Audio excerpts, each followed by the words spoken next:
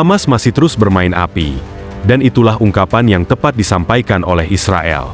Sayangnya, pernyataan ini jarang dipublikasikan karena banyak yang takut untuk mengungkap keburukan Hamas.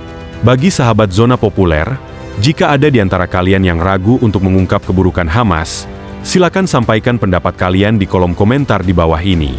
Jika Anda setuju dengan langkah tegas Israel, berikan like dan komentar Anda. Mari kita dukung Zona Populer dalam memberitakan fakta-fakta yang jarang terungkap. Tanpa berlama-lama, mari kita dengarkan pernyataan dari Israel mengenai sifat buruk Hamas. Israel is committed to the ceasefire. Israel is committed to the Trump plan. The only problem is that Hamas is not committed.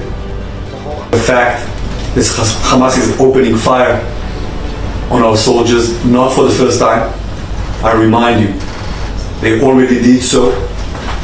And we know for a fact that Hamas is violating the agreement also in terms of the body returns. So yes, the answer is very clear. Hamas is responsible for the fire. Hamas is responsible for the violation. And in terms of the response, we said very clearly, we will respond to any violation. We will respond to those violations firmly, and this is what we did. And as of 10 a.m. today, Israel said that Israel will continue to uphold the ceasefire. Bagaimana pendapat Anda setelah menyaksikan dan mendengarkan video sebelumnya? Di sisi lain, Hamas masih belum memenuhi janjinya untuk mengembalikan semua jenazah yang telah meninggal. Hingga Minggu, 2 November 2025, baru 3 jenazah yang ditemukan dan diserahkan kepada Israel. 3 jenazah tersebut tiba di Tel Aviv untuk proses identifikasi forensik pada malam Minggu, 2 November 2025. Militer Israel menyatakan bahwa Palang Merah Internasional menjadi pihak penghubung dalam proses penyerahan tersebut.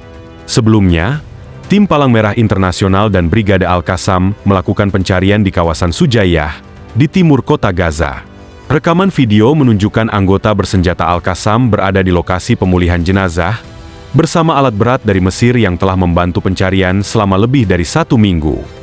Laporan media Palestina menyebutkan bahwa 3 jenazah yang dipulihkan termasuk diduga merupakan Kolonel Asaf Hamami, Komandan Brigade Selatan Divisi Gaza. Identitas tersebut belum dapat diverifikasi dan masih menunggu konfirmasi resmi melalui pemeriksaan forensik oleh otoritas Israel. Hamas mengungkapkan bahwa jenazah tersebut ditemukan di dalam terowongan di wilayah Gaza Selatan pada hari yang sama. Sejak gencatan senjata dimulai pada 10 Oktober 2025, Hamas telah menyerahkan 17 jenazah kepada Israel. Namun, masih terdapat 11 jenazah yang belum dikembalikan dan masih berada di Gaza. Penyerahan dilakukan secara bertahap, dengan 1 atau 2 jenazah diserahkan setiap beberapa hari. Di sisi lain, Israel menyatakan bahwa mereka membutuhkan proses yang cepat dalam pengembalian jenazah. Israel juga mengklaim bahwa beberapa jenazah yang diterima tidak sesuai dengan data identitas. Sementara itu, Hamas menyebut bahwa proses pencarian terhambat akibat kerusakan dan pembatasan pergerakan di wilayah Gaza. Sebagai bagian dari pertukaran, Israel telah menyerahkan 15 jenazah warga Palestina untuk mendapatkan kembali jenazah dari Gaza. Menurut Kementerian Kesehatan Gaza, dari 225 jenazah warga Palestina yang diterima sejak gencatan senjata, baru 75 jenazah yang berhasil diidentifikasi. Otoritas kesehatan di Gaza menyatakan bahwa identifikasi jenazah terbatas karena minimnya ketersediaan peralatan DNA. Hingga saat ini, tidak ada kepastian mengenai status kematian para jenazah yang telah diterima. Apakah mereka merupakan korban dari kejadian 7 Oktober 2023 atau meninggal sebagai tahanan? Proses pengembalian jenazah ini terkait dengan upaya implementasi rencana 20 poin Gaza yang diumumkan oleh Presiden AS Donald Trump bersama Perdana Menteri Israel Benyamin Netanyahu pada 29 September 2025. Rencana tersebut meliputi pemberlakuan gencatan senjata, pembebasan seluruh sandera hidup atau meninggal, serta pembebasan 250 narapidana Palestina yang dihukum seumur hidup dan 1.700 tahanan dari Gaza.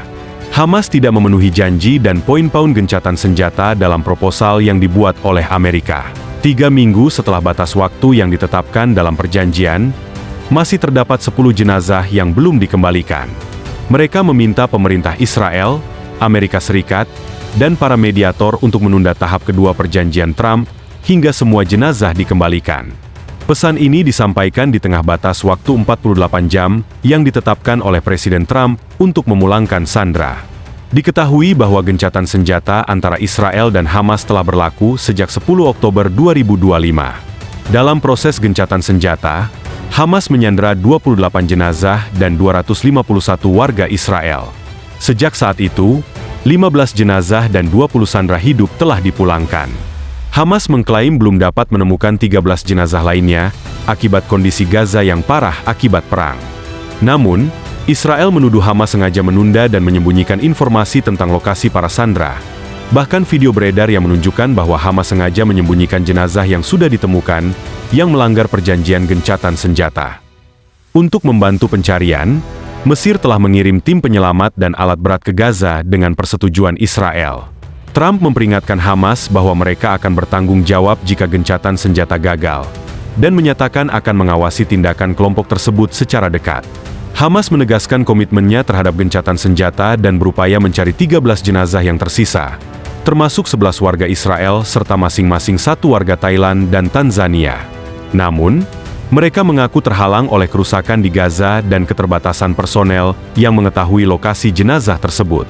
Tahap kedua dari rencana perdamaian Trump sendiri belum memiliki jadwal pasti. Washington sedang mendorong pembentukan pasukan keamanan internasional dari negara-negara Arab dan Muslim untuk mengawasi gencatan senjata dan mengawasi senjata Hamas. Setelah perang di Gaza, Israel bersikap tegas dan merasa memiliki hak serta kuasa atas pasukan perdamaian yang akan ditempatkan di wilayah kantong Palestina ini. Israel, bukan PBB atau negara Arab lainnya, yang akan menentukan siapa yang boleh masuk Gaza sebagai pasukan perdamaian. Bagi zona populer, hal ini dianggap wajar mengingat perjuangan panjang Israel untuk menguasai Gaza, sehingga semua keputusan harus ditentukan oleh Israel dan tidak dipengaruhi oleh pihak lain, kecuali Amerika Serikat yang merupakan sahabat baik Israel. Di sisi lain, negara-negara Arab, termasuk Yordania, sedang menunggu langkah dari Israel dan Amerika Serikat. Sementara itu, negara-negara lain masih menanti mandat untuk mengirim pasukan internasional ke Gaza dalam misi perdamaian.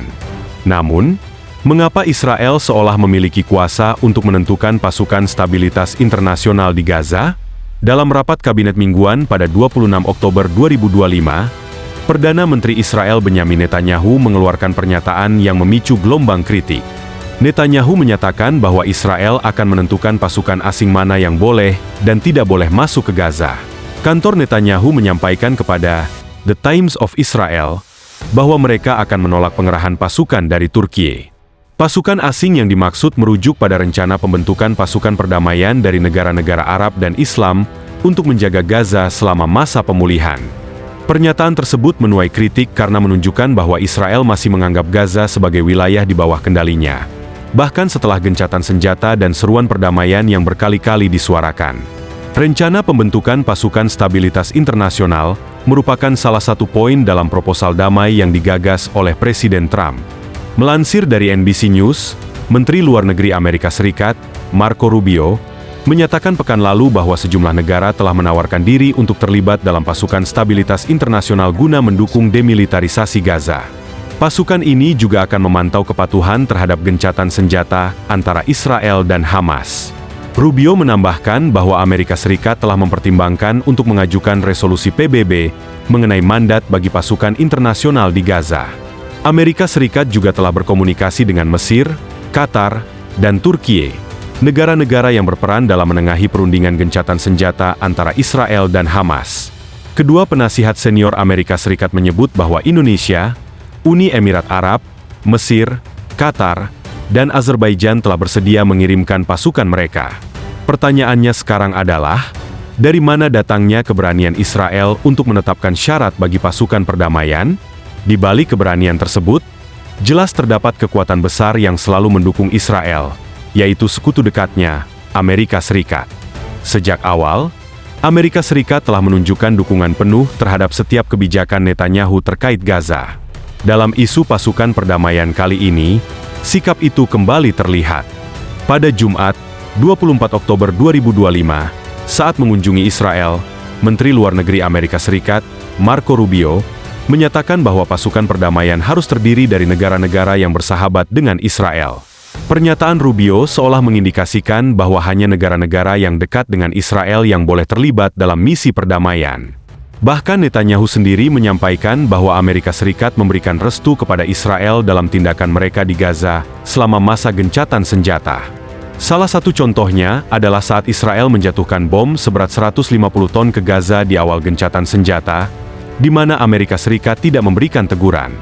Justru Netanyahu menyebut bahwa Washington telah memberikan restu. Semua ini semakin memperjelas bahwa kesewenang-wenangan Israel tampaknya didukung oleh backing Amerika Serikat.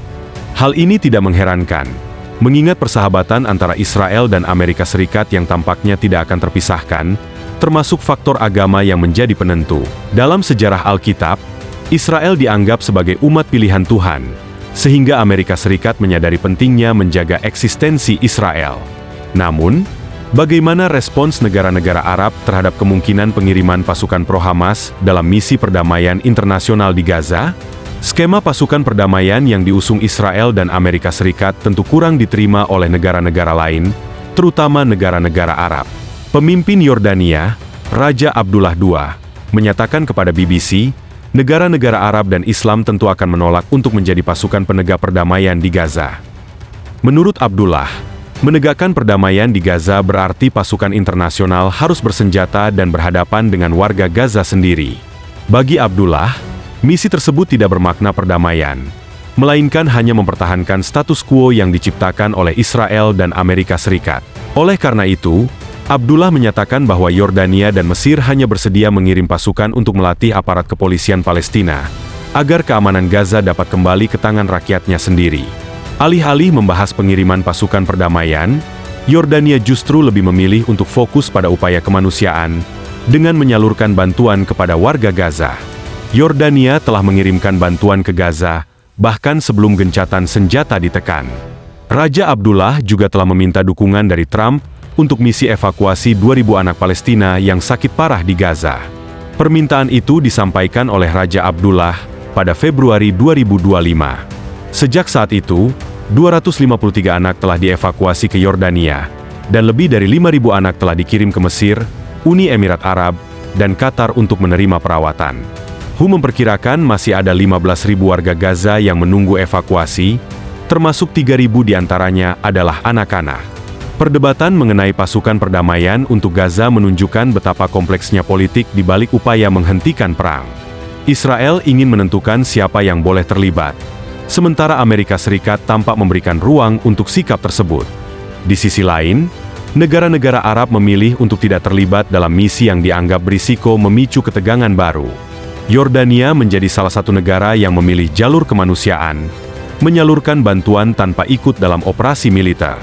Pada akhirnya, perdamaian di Gaza bukan hanya soal kehadiran pasukan, tetapi juga tentang hak warga Palestina untuk menentukan nasib mereka sendiri. Namun, dalam perjalanan, Hamas tiba-tiba melancarkan serangan terhadap pasukan Israel di Gaza Selatan, mengakibatkan 2 orang tewas. Insiden ini membuat Israel tetap waspada. Sebagai respons, Israel segera melancarkan serangan besar-besaran untuk menghancurkan terowongan Hamas, menjatuhkan 153 ton bom untuk memusnahkan infrastruktur tersebut. Perdana Menteri Israel, Benyamin Netanyahu, mengumumkan bahwa pihaknya telah meluncurkan serangan udara skala besar terhadap target-target Hamas di jalur Gaza. Pernyataan tersebut disampaikan dalam pidatonya di hadapan Parlemen Israel, Knesset, pada hari Senin, 20 Oktober 2025. Serangan ini dilakukan setelah Netanyahu menuduh Hamas bertanggung jawab atas tewasnya 2 tentara Israel di selatan jalur Gaza. Ia juga menyatakan bahwa serangan tersebut telah menewaskan banyak anggota Hamas, termasuk para komandan senior.